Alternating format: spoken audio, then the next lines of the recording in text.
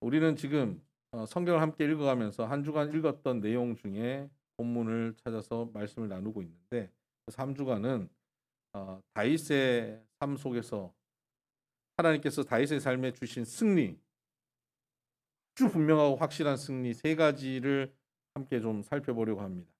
그리고 그 세 가지의 핵심 메시지들을 찾아보려 합니다. 오늘은 다윗의 경험하였던 승리 중에 가장 대표적인 승리, 가장 유명한 승리인 다윗과 골리앗의 싸움입니다. 이 사건에서 승리를 하게 된 가장 결정적인 것은 집중이라고 볼 수 있습니다. 물론 승리는 하나님이 주시는 것입니다. 하나님께서 하나님의 은혜로 베풀어 주신 승리인데, 그 승리를 우리가 성도가 그 승리를 누리고 받기 위해서 성도가 가지는 자세가 있습니다.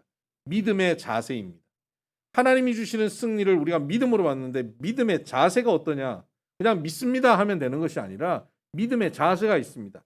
그것이 바로 집중하는 자세인 것입니다.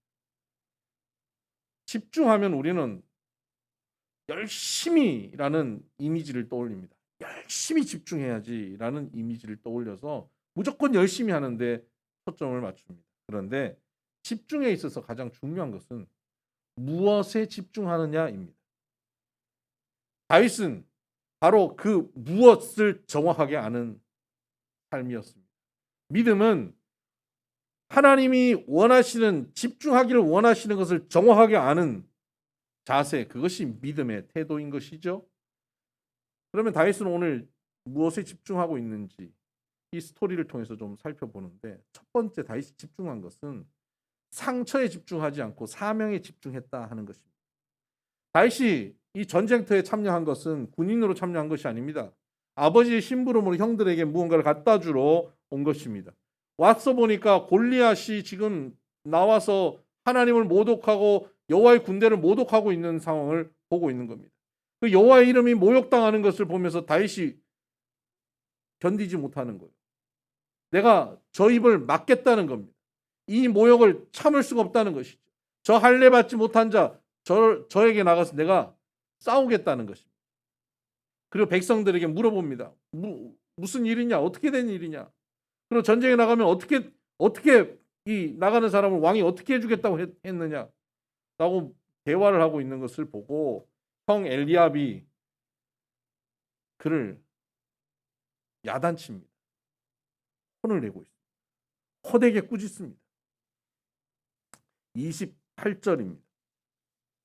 큰형 엘리압이 다윗이 사람들에게 하는 말을 들은지라 그가 다윗에게 노를 발하여 이르되 내가 어찌하여 이리로 내려왔느냐? 들에 있는 양들은 누구에게 맡겼느냐?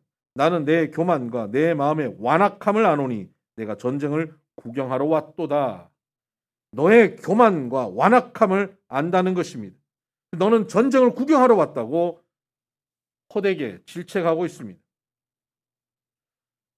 이런 질책, 이런 야단을 맞을 때 다윗은 그런 의도가 아니잖아요. 내 의도와 상관없이 상대방이 오해하고 그 오해로 나를 공격하고 비난할 때 우리는 어떤 태도를 가집니까? 우리는 거기에 대해서 우리의 논리로 또 그 사람과 싸웁니다. 내가 그렇지 않다고 변명합니다. 그 사람을 상대로 대합니다. 사람들은 누가 칭찬을 하는 것은 그냥 듣고 흘려보내지만 비난하는 것은 깊이 새깁니다. 상처 주는 말에 얼마나 민감한지 몰라요. 심지어는 나에게 직접 상처 주는 말을 하지 않고 나 없는 데서 욕한 것까지도 찾아서 욕을 알아서 들으려고 해요. 그 사람이 나보고 뭐라 그래? 솔직하게 얘기해봐. 괜찮아, 괜찮아. 그러면서 나한테 직접 욕한 것도 아닌데 그 욕을 왜 찾아서 드시냐고요. 그래놓고 상처받았대요. 그런데 상처를 직접 주어도 상처에 집중하지 않는 것이 훌륭한 자세입니다. 다윗은 형의 이러한 비난에 대해서 어떻게 반응합니까? 29절 이하를 보십시오. 다윗이 이르되 내가 무엇을 하였나이까? 어찌 이유가 없으리이까? 하고 돌아서서 다른 사람을 향하여 전과 같이 말하며 백성이 전과 같이 대답하니. 다윗이 형을 상대하지 않습니다. 비난하고 자기를 비판하고 공격하는 말에 대해서 별 반응을 하잖아요. 내가 뭘 한 게 있는데요. 내가 뭐 이유 없이 했겠어요? 그리고 돌아섰습니다. 다윗이 돌아서서 he turn away from him. 그로부터 turn away 해버린 거예요. 상처 주는 상황, 상처 주는 대상으로부터 돌아서 버린 겁니다. 상처 주는 사람, 그 상처 주는 상황에 집중하는 게 아니에요. turn away from him. 그로부터 돌아서 버리는 거예요. 그리고는 어디로 돌았습니까? 사명으로 돌았어요. 내가 무엇을 해야 할까? 백성들에게 그 이야기를 더 듣는 것입니다. 어떻게 되어진 상황입니까? 내가 무엇을 할까? 사명에 집중하고 살기에도 우리는 시간이 부족합니다. 사명 감당하기에도 부족한 인생이에요. 우리의 에너지를 사명을 위해서 쓰기에도 부족한데 상처를 주워 담아서 상처 붙잡고 살기에 얼마나 아까운 인생입니까? 그런데 그 상처에 우리는 얼마나 많은 인생을 낭비하고 있는지 모릅니다. 심지어는 사명자들도, 내가 이 사명을 감당하겠다고 서 있던 사람들도 작은 상처와 비난에 무너집니다. 내가 상처 때문에 사명 감당 못하겠다고 사명을 던져버리는 사람들이 얼마나 많습니까? 교회에도, 가정에도, 삶의 자리에서 주요한 사명을 우리가 감당하면서도 상처 때문에 사명을 포기해버립니다. 더 이상 상처받기 싫어서 나서지 않겠다 하는 사람들도 있습니다. 사명을 감당하지 않겠다는 것이죠. 상처가 두려워. 여러분, 나는 조현병 환자라고 하는 책이 있습니다. 나는 조현병 환자입니다. 라는 책이 있습니다. 그 책의 저자는 이관형이라는 분입니다. 이분은 조현병 환자죠. 아버지의 폭력, 학창 시절의 심각한 폭행, 이런 과정을 통해서 그는 청소년 시절에 이렇게 말했답니다. 악마에게 내 영혼을 팔았더라도 원수를 갚아주겠다. 그리고 미워하고 증오하고 그 원수를 갚기 위해 이를 갈고 살았습니다. 그러던 어느 날 그 미움과 증오로 인해 너무너무 괴로워 잠을 잘 수 없었습니다. 찬송을 불러보고 성경을 펴서 읽다가 너희 원수를 사랑하며 너희를 박해하는 자를 위하여 기도하라고 하는 이해할 수도 없고 받아들일 수 없는 말씀 앞에 부딪힙니다. 원수를 사랑해? 내가 원수를 증오하고 그 원수를 갚으려고 살고 있는데 원수를 사랑하라고? 도저히 받아들일 수 없는 말씀이죠. 그런데 그는 증오하고 미워하는 그의 인생이 너무나 피폐해지고 견딜 수 없을 만큼 힘들어져서 이 말씀을 한번 따라보자라고 결정합니다. 그리고 원수를 사랑하겠노라고, 박해하는 자를 위해서 기도하겠노라고 결정을 합니다. 결정한다고 바로 인생이 바뀌는 건 아닙니다. 그런 결정 이후에 시간이 점점 흘러가면서 아버지를 용서하게 됩니다. 아버지의 관계가 회복됩니다. 그 이후 그는 책을 씁니다. 나는 조현병. 그리고 조현병으로 어려움을 당하고 있는 사람, 여전히 상처를 붙잡고 살아가는 사람들 위로하고 그들에게 소망을 주는 사명을 감당하는 사람이, 원수를 미워하는 것은 상처 가운데 있는 것이고 원수를 사랑하는 것은 사명 가운데 나가는 것입니다. 그는 조현병 환자로서 참으로 아름다운 인생을 살기 시작한 것입니다. 여러분, 조현병이라고 하는 이 조현이라고 하는 단어가 어떤 단어인지 아십니까? 조율할 조, 악기를 조율할 때 쓰는 현은 뭘까요? 현악기 할 때 현입니다. 줄현. 현악기의 줄을 조율하는 뜻. 조율만 하면 아름다운 소리를 낼 수 있는 병이 조현병이라는 거예요. 호르몬을 조율하고 약을 먹고 운동을 하고 마음을 조율하면 누구보다도 아름다운 소리를 낼 수 있는, 사명을 감당할 수 있는 병이 조현병이랍니다. 이것을 설명하고 다녀요. 많은 사람들에게, 조현병을 앓고 있는 사람에게, 또 일반 대중들에게. 그러면서 상처에 집중하지 마. 사명에 집중하라고 전하고 삽니다. 자신의 삶이 그렇습니다. 이런 삶이 승리하는 삶입니다. 두 번째는 문제에 집중하는 것이 아니라 주님과 동행함에 집중하는 삶입니다. 다윗은 사람들이 사울 앞에 데려갑니다.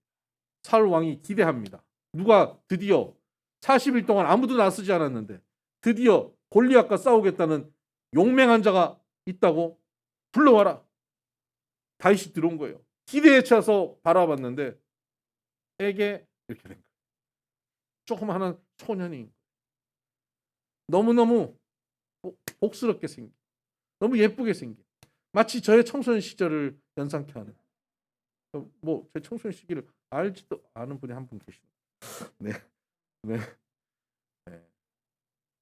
그런 아름다운 미소년인 거. 그런데 그 모습을 보면서 사울이 마음이 무너졌어요. 희망을 가졌는데 그런 미소년이 저 용맹한 골리앗과 싸운다고? 희망 고문인 것이죠. 희망 가졌다가 무너져 버립니다. 그 너는 못 나간다라고 얘기를 하죠. 그때 다윗이 이런 고백을 합니다. 34절입니다. 사무엘상 17장 34절. 다윗이 사울에게 말하되 주의 종이 아버지의 양을 지킬 때에 사자나 곰이 와서 양떼에서 새끼를 물어가면 내가 따라가서 그것을 치고 그 입에서 새끼를 건져내었고 그것이 일어나 나를 해하고자 하면 내가 그 수염을 잡고 그것을 쳐 죽였나이다. 주의 종이 사자와 곰도 쳤은즉 살아계시는 하나님의 군대를 모욕한 이 할례받지 않는 블레셋 사람이리까 그가 그 짐승의 하나와 같이 되리이다. 담대히 선언하는 것입니다. 뭐라고 말하고 있습니까? 자신의 승리를 주셨던 하나님과의 동행함을 경험을 얘기하는 것입니다. 영적 체험을 얘기하는 거예요. 전에 하나님이 나와 함께 하셔서 이러한 영적 체험으로 승리하였다. 그것을 집중하고 있는 것입니다. 지금 저 앞에 얼마나 큰 적이 있느냐, 사자냐, 곰이냐, 골리앗이냐에 집중하지 않고 나와 함께 하신 주님께 집중하고 있는 것입니다. 그 사건에 집중하고 있는 거예요. 그 은혜의 사건을 집중하는 겁니다. 그 집중하고 나서 그 하나님과 동행함을 집중하고 문제를 바라보니 문제가 초라해 보이는 겁니다. 문제에 집중하면 문제가 얼마나 크냐, 적으냐, 문제 얼마나 심각하냐 이런 것에 우리는 마음이 쓰입니다. 그러다 보면 우리의 마음이 흔들려 버립니다. 그러나 하나님의 동행하심에 집중하면 문제의 크기와 심각성과는 상관없습니다. 하나님은 모든 것보다 크신 분이시고 모든 것을 해결하실 수 있는 전능하신 하나님이고 더군다나 그 하나님이 아들을 주시기까지 우리를 사랑하시는 하나님이시기 때문에 그분을 집중하면 우리는 흔들리지 않습니다. 시편 26편 1절에 다윗은 이렇게 고백하였습니다. 흔들리지 아니하고 여호와를 의지하였사오니 라고 고백합니다. 내가 흔들리지 않고 여호와를 의지하는 것, 그것을 다윗은 뭐라고 얘기하냐면 완전함에 행하는 것이라고. 성도가 완전한 삶을 살아가는 길은 도덕적으로 완성되는 것이 아니 하나님을 흔들림 없이 의지하는 삶이 완전함을 살아가는 삶입니다. 여러분, 이 완전함을 행하는 그런 인생 되기를 주의 이름으로 축복합니다. 흔들리지 않고 하나님을 의지하려면 어떻게 해야 됩니까? 문제가 닥칠 때마다 문제에 집중하지 말고 과거 나와 동행하셨던 하나님께 집중해야 합니다. 그때 10년 전에, 3년 전에, 한 달 전에 그때 나와 함께 하셔서 내 기도를 들으시고 나를 위로하셨고 나와 동행하셨고 그 문제를 해결하셨던 하나님, 주님. 그 주님이 지금도 나와 함께 하시라고 하나님께 집중하면 이 문제는 더 이상 문제가 되지 않습니다. 만약 여러분들에게 이런 개인적인 영적 체험이 풍성하지 못하다면 어떻게 해야 될까요? 주변에 영적 체험이 풍성한 사람들을 만나서 그들의 간증을 듣고 그들에게 역사하셨던 사자와의 발톱과 곰의 발톱에서 그들을 건진 사건을 들어야 하는 것입니다. 얼마 전 한 성도님이 저와 상담을 하고 있었습니다. 그분이 자신의 가정의 변화를 발생했습니다. 지난 3년간 정말 극심한 가뭄 같은 시간을 보냈습니다. 가족 간에 다 뿔뿔이 찢어지고 마음이 흩어졌고 많은 상처를 서로 주고받았습니다. 인생이 의미 없다고 표현도 했습니다. 실패한 인생이라고 눈물을 지었습니다. 제가 하나님께서 선으로 인도하실 거라고 그분들에게 말씀드렸지만 머리로는 알겠는데 과연 그게 되겠나 하고 낙심했다고 이번에 오셔서 말씀하셨어요. 그런데 그분이 그렇게 낙심하고 있었지만 하나님께서 주신 말씀을 한 번씩 붙잡고 또 붙잡고 하면서 회복되어지는, 목사님, 하나님은 역전의 하나님이신 것을 확실하게 알게 되었습니다 라고 얘기해요. 완전히 회복되었어요. 가정이 회복되어서 서로가 용서하게 되었어요. 사랑하게 되었어요. 지난 한 4, 5개월 동안 놀라운 변화가 일어났습니다. 정말 하나님은 역전의 하나님이시라고. 목사님 저에게 권면할 때 그 말씀이 받아들여지지 않았고 머리로는 알지만 가슴에 와닿지 않았는데 지금 그것을 내가 고백할 수 있게 됐습니다 라고 말씀하셨어요. 그때 마침 그 간증을 하고 있는 그때 또 한 성도님이 찾아오셨어요. 지금 현재 극심한 가뭄을 겪고 있는 분이었어요. 역전을 경험한 분과 거의 유사하고 동일한 일들을 겪고 있는 그 두 분을 만나게 했습니다. 그 둘이서 얘기하게 했습니다. 저는 쏙 빠졌습니다. 얼마나 편하든지. 둘이 얘기하는데 역전을 경험한 성도의 간증, 현재 고통 가운데 있는 성도, 얼마나 위로가 되었겠습니까? 그 현재 어려움을 겪고 있는 바로 그 역전을 경험한 성도의 삶의 역사하신 그 하나님을 붙잡는 겁니다. 지금 내 문제에 집중하는 것이 아니라 그분의 삶의 역사하신 주님을 붙잡고 집중하는 것입니다. 거기에 승리가 있습니다. 무엇보다도 가장 중요한 태도는 나의 삶의 역사하신 분, 내 주변에 누군가에게 역사하신 분을 넘어서서 성경 말씀 속에서 역사하시고 말씀하시는 주님을 집중하는 능력, 이것이 믿음입니다. 이 믿음으로 승리하시기를 바랍니다. 마지막으로 세 번째는 따라하기에 집중하지 않고 달란트에 집중하는 삶입니다. 사울이 마음에 이제 감동을 받았습니다. 다윗의 이러한 고백이 사울을 감동시켰습니다. 그래서 그럼 너 전쟁에 나가봐라. 그러고는 군복을 벗어서 사울에게 입혀줍니다. 투구를 씌워줍니다. 칼을 빼서 다윗에게 줍니다. 다윗에게 맞지 않죠. 전쟁에 나가려면 당연히 군복을 입어야 되고 투구를 써야 되고 칼을 들어야 하는 것입니다. 이것이 일반적인 생각입니다. 그런데 다윗은 군복도 없고 투구도 없고 칼도 없었습니다. 왕의 것을 쓰려고 하는데 너무 커서 안 맞는 거예요. 그리고 평소에 이런 것을 해본 적이 없기 때문에 이게 익숙하지 않습니다. 전쟁에 나가려면 익숙하지 않아도 이런 것들을 해야 될까요? 다윗은 목동입니다. 전문적인 군사훈련을 받아본 적이 없습니다. 그래서 이런 익숙하지 않는 것으로 제대로 싸울 수가 없었습니다. 그는 전쟁에 나가기에 적합한 준비되지 않는 사람이라고 볼 수 있습니다. 그러나 그는 자기한테 없는 군복에 집중하지 않아요. 전쟁에 나가려고 했는데 마음을 먹었는데 나한테 맞는 군복이 없어. 스몰 사이즈가 없어. 여기 엑스라지밖에 없어. 맞는 군복이 없어. 안 되겠어. 칼이 내가 들기에 너무 무거워.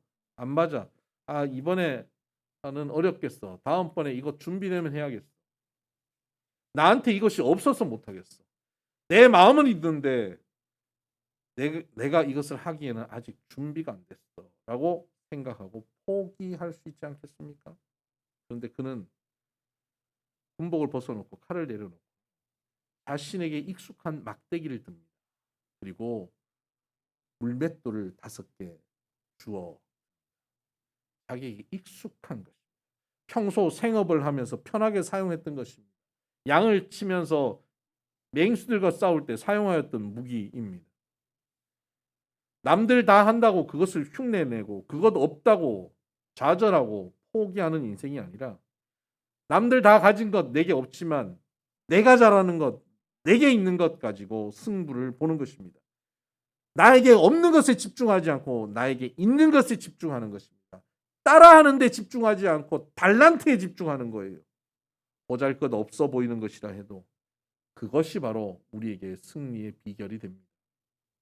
그것을 붙잡고 주님 앞에 서는 것이 믿음의 자세입니다. 여러분에게 없는 것만 보이십니다. 오늘 아침에도 혹시 나오시면서 입을 옷이 없어 이러고 나오시지 않으셨어요? 그냥 여러분의 영혼이 아름다워요. 여러분에게 있는 달란트, 여러분에 있는 현재의 모습으로 하나님 앞에 드리시기를 바랍니다. 각자에게 달란트를 주셨어요. 최고의 달란트가 있습니다. 나는 그런 달란트 없어요 라고 생각하시는 분 계세요. 옆 사람에게 물어보세요. 나에게는 무슨 달란트가 있지? 난 뭘 잘하지? 옆 사람들이 반드시 얘기해 줄 거예요. 당신은 뭘 잘해? 집사님은 뭘 잘해? 얘기해 줄 거예요. 그것이 여러분의 달란트. 여러분의 달란트를 찾으시고 각자가 가진 그 달란트, 그 물맷돌을 가지고 그것을 가지고 집중하며 서십시오. 하나님께서 내가 가진 것이 대단하든 보잘것없든 그것을 가지고 서면 하나님이 그것을 하나님의 손에 붙잡아 주십니다. 대단하냐 보잘것없냐가 아니라 하나님 손에 붙잡혔냐 붙잡히지 않느냐의 문제입니다. 나의 달란트를 하나님 손에 붙잡혀 드립니다. 하나님께서 그것을 가지고 우리에게 승리를 허락하여 주실 것입니다. 기도하십시다.